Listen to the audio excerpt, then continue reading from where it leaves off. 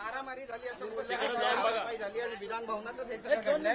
काय म्हणाल? तिकडे जाऊन बघा, भेटा, त्याला कोणा माझ्या ओळखीचं नाही. हे पण राष्ट्रवादीचे कार्यकर्ते जितेंद्र आव्हाड यांचे जवळचे असं सुद्धा बोललं जातं. मला माहित नाही पडळकर आणि जितेंद्र आव्हाड पण नाही, तिथं जाऊन बघा तो. नेमकी मारामारी कुणी केली? काय मला माहित नाही. झाली आहे की तुमच्या कार्यकर्त्यांनी? मला माहित नाही, तिथं गर्दी खूप आहे, बघा जाऊन. नक्कीच मॅडम 2 मिनिटं. विधान भवनाच्या आवारामध्ये पायऱ्यांच्या वर गोपीचंद पडळकर आणि जितेंद्र आव्हाड यांचे कार्यकर्ते एकमेकांना भिडल्याची घटना विधिमंडळाच्या बाहेर घडल्याचं कळतं आणि यानंतर माध्यमांनी अर्थात गोपीचंद पडळकर यांना प्रश्न देखील विचारले, पण यावरती उत्तर देणं गोपीचंद पडळकर यांनी टाळलेलं आहे.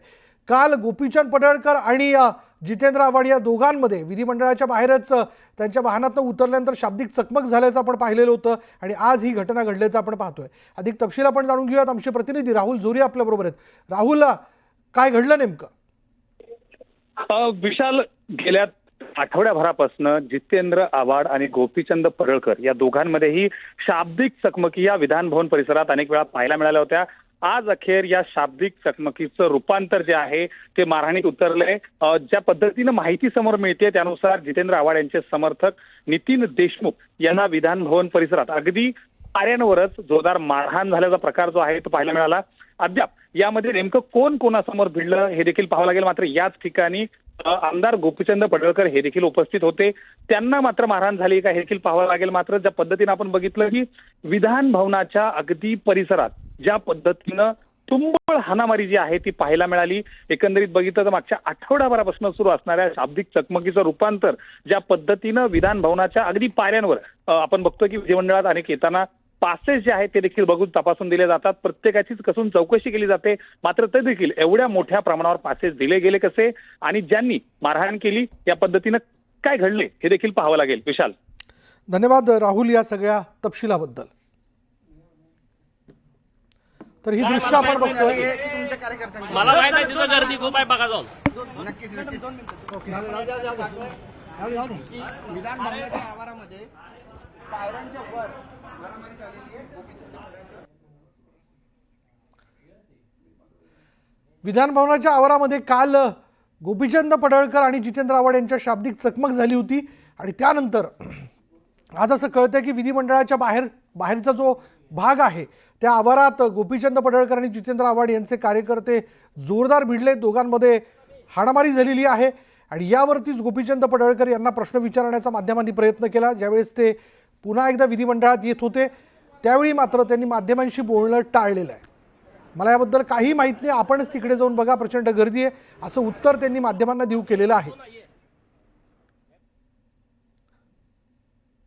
काल नेमकं काय घडलं होतं बघा. काल गोपीचंद पडळकर काय बोलले होते त्यांच्या गाडीतनं उतरताना तो व्हिडिओ आपण बघूया.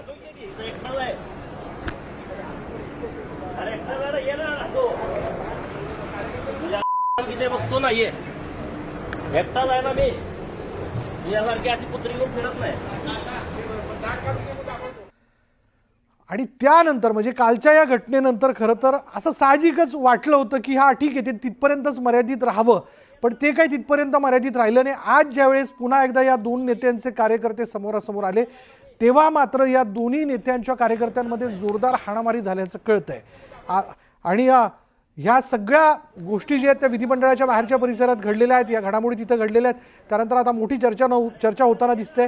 अर्थातच याला ज्यावेळेस या घटनेनंतर गोपीचंद पडळकर सभागृहात आतमध्ये येत होते तेव्हा माध्यमांनी त्यांना प्रश्न विचारण्याचा प्रयत्न केला, पण त्याला मात्र त्यांनी मला याबद्दल काही माहीत नाही, आपण तिथे बाहेर जाऊन बघा, खूप गर्दी आहे, असं उत्तर त्यांनी माध्यमांना देऊ केलेलं आहे. त्यामुळे काल देखील आपण जर पाहिलं, अरे मी एकटाच आहे, ये ना बघतो, असं गोपीचंद पडळकर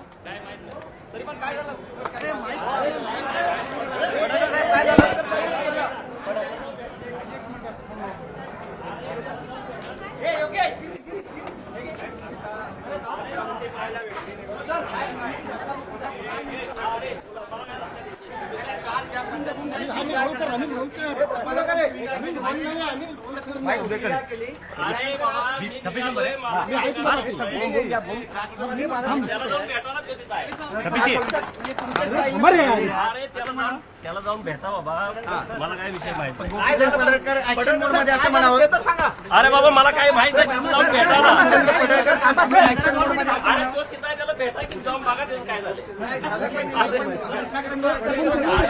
मला काय माहित नाही. मारामारी झाली असं बोललं तिकडे जातंय. जाऊन बघा. हातापाई झाली आणि विधान भवनातच हे सगळं घडलंय. काय म्हणाल? तिकडे जाऊन बघा, भेटा त्याला. कोण आहे माझ्या ओळखीचं नाही तो. नाही, पण राष्ट्रवादीचे कार्यकर्ते आहेत जितेंद्र आव्हाड यांचे जवळचे असं सुद्धा बोललं जातं. मला माहित नाही तो कोण आहे आणि मी बघितला पण नाही. तिथं जाऊन बघा तो. नेमकी मारामारी कुणी केली? काय मला माहित नाही. झाली आहे की तुमच्या कार्यकर्त्यांनी? मला माहित नाही. तिथं गर्दी खूप आहे, बघा जाऊन. नक्कीच नक्कीच. विधान भवनाच्या आवारामध्ये पायऱ्यांच्या वर तर पडळकरांना जेव्हा प्रश्न विचारण्यात आला त्यावेळेला मला माहित नाही, तुम्ही जाऊन बघा असं ते म्हणताना दिसत आहेत. काल एक प्रकार घडलेला होता ज्याच्यामध्ये पडळकरांच्या गाडीचा धक्का हा आव्हाडांना लागल्याचं बोललं जात होतं आणि त्यावेळेला या दोघांमध्ये शाब्दिक चकमक झाली होती. त्यावेळेचा व्हिडिओ आपण एकीकडे बघतोय.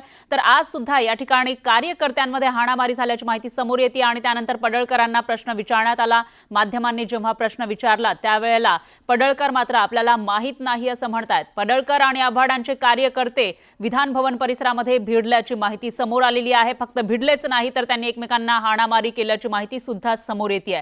काल या दोन्ही नेत्यांमध्ये शाब्दिक खटके उडाल्याचं दिसून आलेलं होतं. शिवीगाळ केल्याचाही व्हिडिओ समोर आलेला होता आणि आज या दोन्ही नेत्यांचे कार्यकर्ते आपापसात भिडले. त्यांनी एकमेकांना मारहाण केल्याची माहिती आहे. त्यामुळे आता याच्यावर जेव्हा पडळकर यांना विचारण्यात आलं तेव्हा त्यांनी काहीही उत्तर दिलेलं नाहीये. मला माहित नाही असं ते म्हणतात. मात्र मारहाणीचा हा जो व्हिडिओ आहे त्याच्यामध्ये कशा पद्धतीनं हे एकमेकांना मारहाण करतायत ते आपण बघू शकतोय.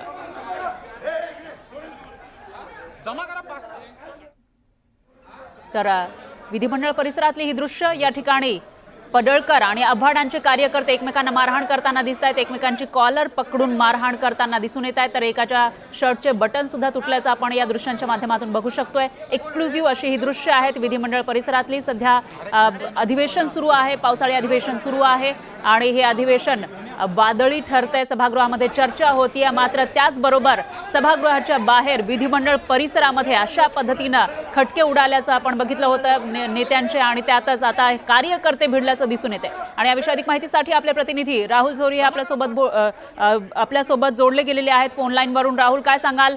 आव्हाड आणि त्याचबरोबर पडळकरांचे हे कार्यकर्ते मारहाण करताना दिसत आहेत. नेमकं काय घडलं होतं त्यावेळेला?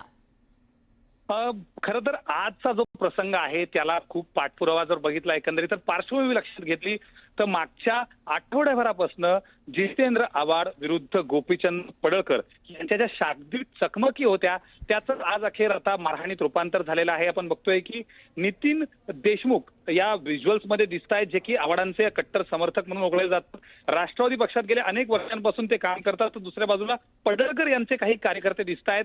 एकमेकांच्या समोर आल्यानंतर थेटपणे विधान भवनाच्या अगदी प्रत्यक्षपणे जिथून सुरुवात विधान भवनाच्या एंट्रीला होते त्या ठिकाणी मारहाण जी होताना दिसते ती दिसतोय. आपण बघतोय की 3 ते 4 कार्यकर्ते गोपीचंद पडळकर यांच्या सोबत ही लोक असल्याचं बोललं जातंय. मात्र अद्याप यांचं नाव आणि संबंधित कार्यकर्ते नेमकं कुठले आहेत हे देखील अजून स्पष्ट व्हायचं आहे.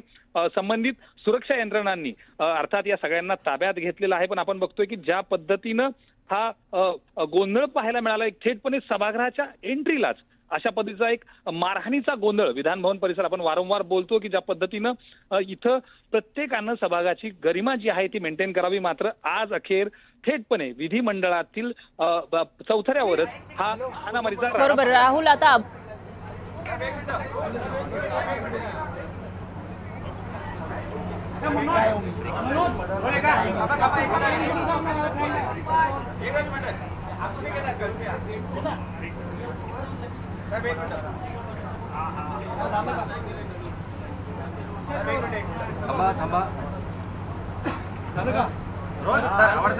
काल जी बाहेर परिसरामध्ये पडळकर आणि तुमची कुठेतरी वाद झाला किंवा बाचाबाची झाली त्याचा पडसाद हा थेट विधान भवनामध्ये उमटलेले. तुमच्या कार्यकर्त्यांमध्ये आणि पडळकरांच्या कार्यकर्त्यांमध्ये कुठेतरी हाणामारी झाली.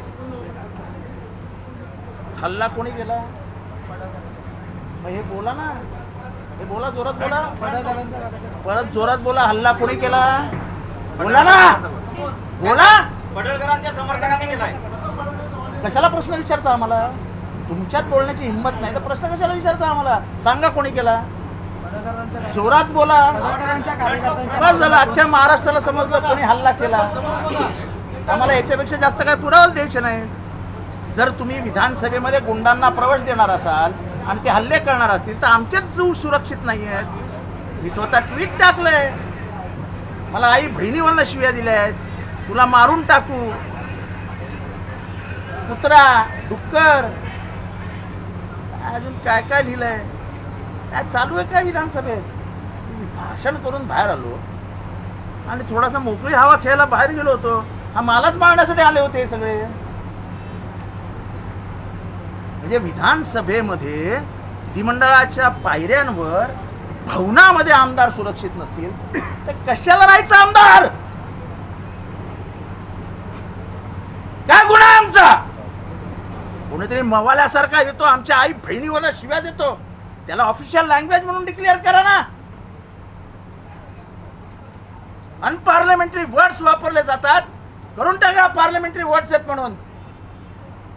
सत्तेचा एवढा मुजरपणा, सत्तेचा एवढा माज.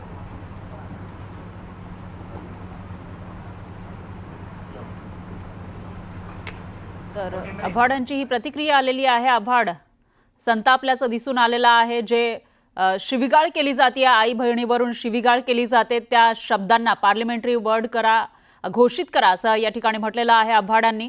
आणि त्याचबरोबर कोणी मारहाण केली असा सवाल सुद्धा त्यांनी उपस्थित केला आहे. पडळकरांच्या कार्यकर्त्यांनी मारहाण केल्याचा आरोप केला जातोय. त्यामुळे आता पडळकर यावर काय स्पष्टीकरण देणार तेही बघावं लागेल.